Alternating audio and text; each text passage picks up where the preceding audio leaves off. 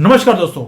आपको लगता है कि पाकिस्तान सुधर जाएगा, कि उसने युद्ध का विराम कर दिया है? अभी अभी जो मीटिंग्स हैं, हमारे हॉटलाइन के ऊपर बात हुई है पाकिस्तान और भारत के बीच में।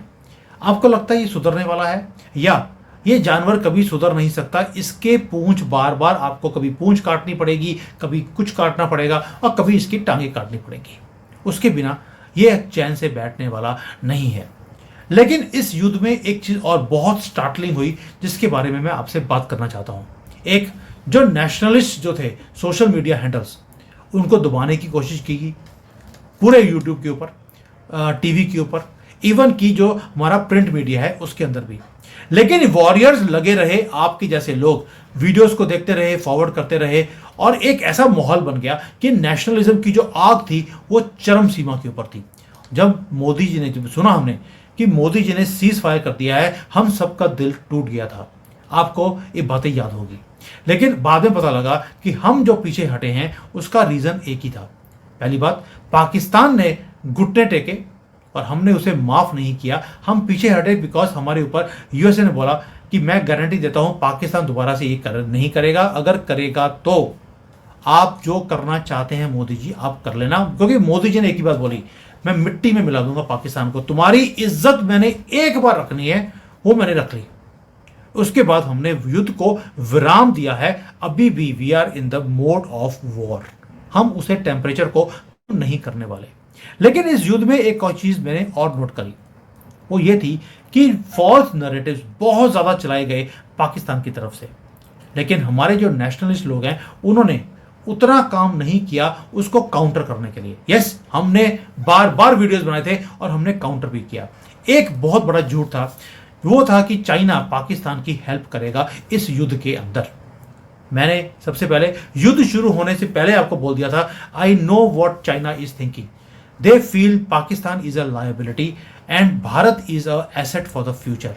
वो भारत के साथ दोस्ती करना चाहते हैं, एक्सेप्ट जो थोड़ा सा बॉर्डर के ऊपर जो गर्मी सर्दी है उसको वो हल्के बस्ते में डाल दिया। रीजन वो वेट कर रहे हैं कि जिस दिन राहुल गांधी आएगा, उसने एग्रीमेंट साइन किया हुआ है कि जिस दिन मैं प्रधानमंत्री बन गया देश का, भारत का, वो अरुणाचल और लद्दाख वो चाइना को गिफ्ट करने वाला है। इसलिए वो मोदी जी से लड़ाई नहीं करेंगे चाइना वाले, वो वेट करेंगे, लंबी वेट करेंगे राहुल गांधी के आने की, यानी कि अगले जन्म तक भी उनको वेट करना पड़ेगा। पहली बात ये। दूसरा, मैंने बोला था चाइना पाकिस्तान की हेल्प नहीं करेगा। अब तो रिपोर्ट भी आ गई है where China is now asking their counterparts in Pakistan कि तुमने हमारे प्लेन और हमारा ये सारा कुछ जो था सिस्टम हमारे से खरीदा हुआ, इसे यूज क्यों किया है जब तुम्हें मना कर दिया था। I declare to you this thing long long time back कि पाकिस्तान को हथियार दिए जरूर हैं अमेरिका ने और चाइना ने, लेकिन यूज करने की परमिशन नहीं है। ये वो नैरेटिव है जिसको हमने इसको बार बार एम्पलीफाई करना था। लेकिन आप सबने क्या किया? आप सबने बोलना शुरू कर दिया, ये तो झूठ फैला रहा है, ये तो सीसीपी का एजेंट है। आज मैं आपसे पूछता हूं, हु वॉज राइट? प्लीज सोच समझ कर किसी चीज को बोलिए। इतनी एनालिसिस, इतना डीप हम लोग जाते हैं चीजों के ऊपर, लेकिन आप गेम को ऊपर करने की बजाय खुद ही अपने कंट्री के लोगों का आप मनोबल तोड़ते भी हैं और उनकी टांगे काटने में लगे रहते हैं। और यहीं पर पाकिस्तानी है और जो 20 करोड़ जिहादी हमारे कंट्री में रहते हैं वो जीत जाते हैं नैरेटिव वॉर में। अब देखिए, युद्ध हमने जीता और कांग्रेस क्या कर रही है? कांग्रेस नैरेटिव बना रही है कि इंदिरा गांधी थी, आयरन लेडी थी। Iron lady?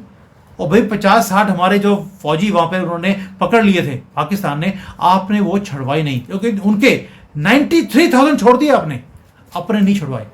ये है आयरन लेडी। तो इसलिए जो उनका नरेशन है वो चलता क्यों है? क्योंकि वो अपने लोगों को काटते नहीं है। पहली बात ये है, वो आपस में लड़ाई नहीं करते।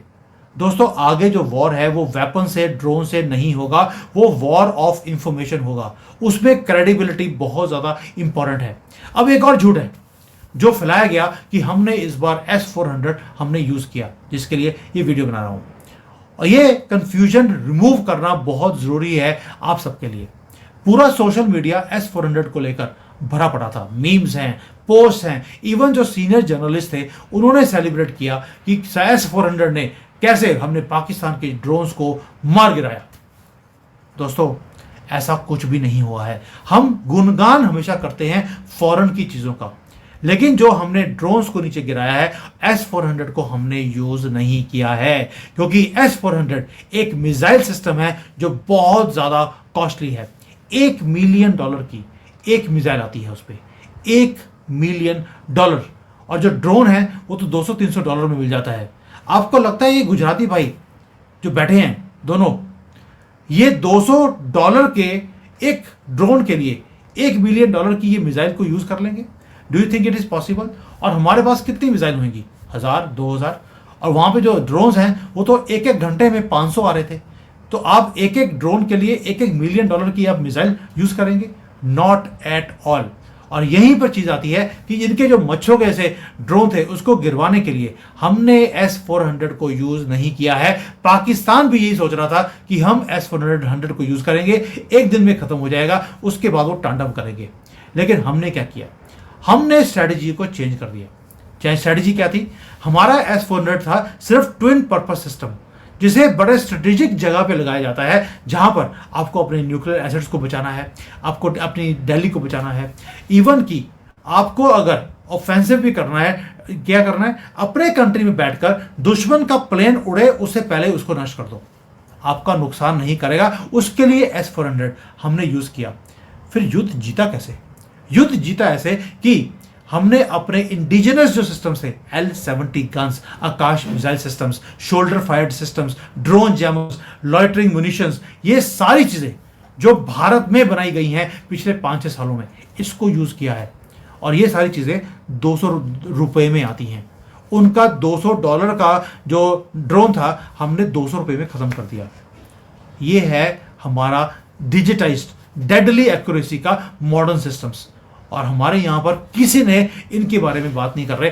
S-400 जब साल 2 साल के बाद जब ये सारी चीजें कोई और देखेगा, जो नई जनरेशन देखेगी, वो बेवकूफ बोलेगी हमें कि यार इतने बड़े बेवकूफ लोग हैं आप लोग कि आपने $200 के एक ड्रोन के लिए आपने $1 मिलियन की मिसाइल्स को आपने यूज कर लिया। They will not remember, even आप भी भूल जाओगे। इसलिए मैं ये वीडियो फ्यूचर के लिए बना रहा हूं, ताकि कल को हम अपने आत्मनिर्भर भारत की हम प्रेज कर सके पूरे दुनिया में। वोकल फॉर लोकल इसी को बोलते हैं। और हमारे लोग क्या बोल रहे हैं? S-400। Are you promoting Russian system और are you promoting Indian system जो एक्चुअल में काम आया था? यही नरेशन का डिफरेंस है। पाकिस्तान सब कुछ हारने के बाद भी भंगड़े डाल रहा है, और हम सब कुछ गेन करने के बाद, प्रिसीशन जो सर्जिकल स्ट्राइक्स हैं वो करने के बाद भी हम गुणगान किसके गा रहे हैं? S-400 की। और दूसरा दोस्तों, आपको क्या लगता है कि जो ये अब युद्ध शुरू हुआ है, ये जो सर्जिकल स्ट्राइक्स हमने करी हैं, इसके बाद पाकिस्तान मान जाएगा या एक कुत्ते की पूंछ सीधी हो जाएगी? बिल्कुल भी नहीं होगी। उनके जो ड्रोन अटैक्स हैं वो और बढ़ने वाले हैं। उनकी जो मीडिया है उन्होंने देख लिया कि उनका जो झूठ है वो घर घर में पहुंचा है। मुझे हर रोज लोग वीडियोस भेजते हैं, सुमित जी अभी हमें पता लगा है कि चाइना का GF-17 तो बहुत ज़बरदस्त है, उन्होंने तो हमारे राफेल गिरवा दिए। क्यों? क्योंकि पाकिस्तान ने बोला है। लेकिन किसी ने ये नहीं पूछा कि यार प्रूफ तो दिखा दो। हमारी आर्मी प्रूफ दे रही है और हमारे लोग उसी को क्वेश्चन कर रहे हैं, यार ये तो प्रोपेगेंडा है। दोस्तों, उनका जो इंफॉर्मेशन वॉरफेयर है इसीलिए स्ट्रांग है क्योंकि वो उसको एम्पलीफाई करते हैं। सारा इकोसिस्टम उसे स्प्रेड करने में लग जाता है, और हमारे लोग हमारे ही नैरेटिव को क्वेश्चन करना शुरू कर देते हैं। अब भारत को चाहिए क्या भाई? हमें एक ही काम करना है। एक जो हमने अभी युद्ध शुरू किया, ये युद्ध बंद नहीं होना चाहिए। मैं बार बार बोलता हूं, आपको उनकी रीढ़ की हड्डी तोड़नी है। ये तो हो गया गवर्नमेंट का काम। उनके एयर बेसिस को आपने तबाह कर दिया, उनका पूरा का पूरा वॉर लॉजिस्टिक्स को आप खत्म कर चुके हैं, नेवल फ्लीट को खत्म करना है। दैट्स इट, ये काम हो गया उनका। दूसरा काम क्या है? नैरेटिव। जो नैरेटिव है उस वॉर में हम बहुत पीछे हैं। हमारी गवर्नमेंट के लोग आते हैं 2 मिनट में प्रेस कॉन्फ्रेंस करके चले जाते हैं। दैट्स इट, कोई जवाब ही नहीं है।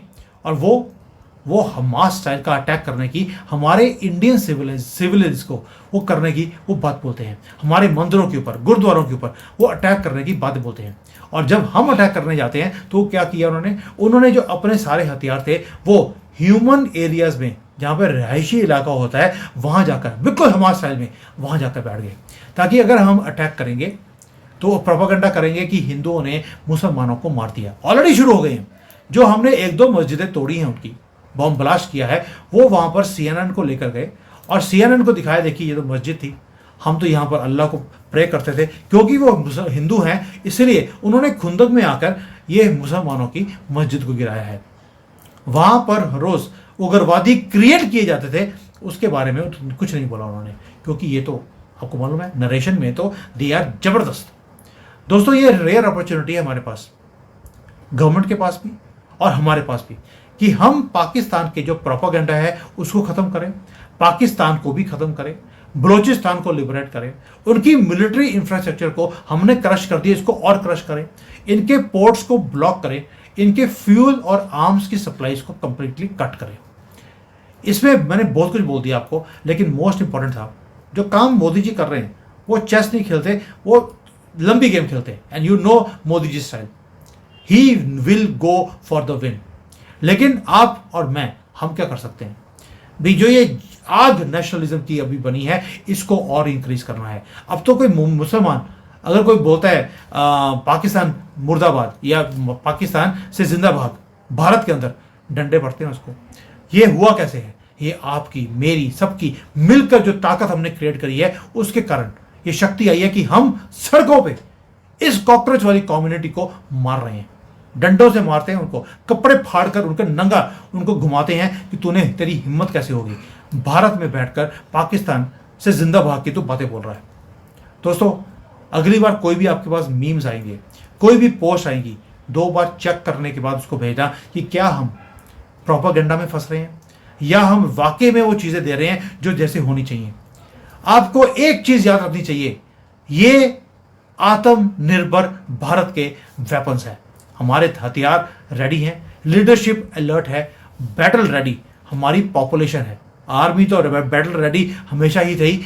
जब 1.3 बिलियन भारतीय रेडी हों, दुश्मन अपने आप कांपेगा। 1.3 बोल रहा हूं क्योंकि 1.4 नहीं रहा, अब ये 1.3 है। 10 करोड़ जिहादी जो बांग्लादेश से और रोहिंग्यास आए थे, इनको बाहर अब निकलना पड़ेगा। सो प्लीज जब आप कोई भी चीज पोस्ट करें उसको चेक करें, क्लियर हो कि मैं जो बोल रहा हूं कहीं हमारी जग हसाई कल को ना हो जाए। आज पाकिस्तान की जग हसाई हो रही है क्योंकि उन्होंने कोई भी चीज को देखे बिना उन्होंने पोस्ट कर दिया। Today we are laughing at them. I do not want कि कल को हमारे ऊपर हमारी जनरेशन भी लाफ करे। एंड सेकेंडली, नरेटिव जो होता है वो जितना सच होगा उसके पीछे उतना एम्पलीफाई होगा। Please be victorious, enjoy this moments जो मोदी जी ने आपको दिए हैं फ्री ऑफ कॉस्ट। और ये काम हमने सिर्फ 4 या 5 दिन में कर दिया। धज्जियां उड़ा के रख दी हैं चाइना की, पाकिस्तान की, और ये आपको एंजॉय करना चाहिए और इसको एम्पलीफाई भी करना चाहिए। मैं कभी बोलता नहीं हूँ सब्सक्राइब करिए, लाइक करिए, फॉरवर्ड करिए। आज मैं चाहता हूँ कि जितने लोग जिनको आदत है ग्रुप्स के अंदर सोशल मीडिया को भरने की, जिसको मैं सोशल मीडिया वॉरियर्स बोलता हूँ, please tell them to wake up, to check things before spreading, because ये वॉर नरेशन की वॉर हमें जीतनी है और ये हम मिलकर इसको जीत सकते हैं। तो I know most of you will not like this video, but this was a very clear message from the government also and from my self also कि please be responsible citizens. Thank you. जय हिंद, वंदे मातरम, भारत माता की जय, जय सिया राम।